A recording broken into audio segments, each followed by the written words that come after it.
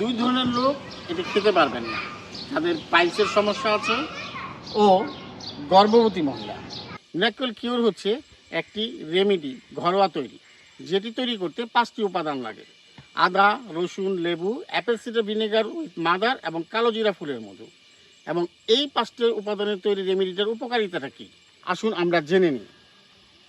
আমাদের যাদের সাধারণত উচ্চ রক্তচাপ আছে, হার্টে ব্লক আছে, অথবা আমাদের কোলেস্টেরল হাই, অথবা আমরা যারা অল্প একটু হাঁটাহাঁটি করলে সিঁড়ি বাইলে হাঁপিয়ে উঠি এবং আমাদের পেটটা একটু বড় হয়ে গেছে, আমাদের হয়তো ফ্যাটি লিভার আছে, আমাদেরকে এই রেমেডিটি এই সব সমস্যাগুলো থেকে সমাধান দেবে।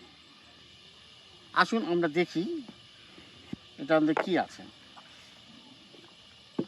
এখানে একটি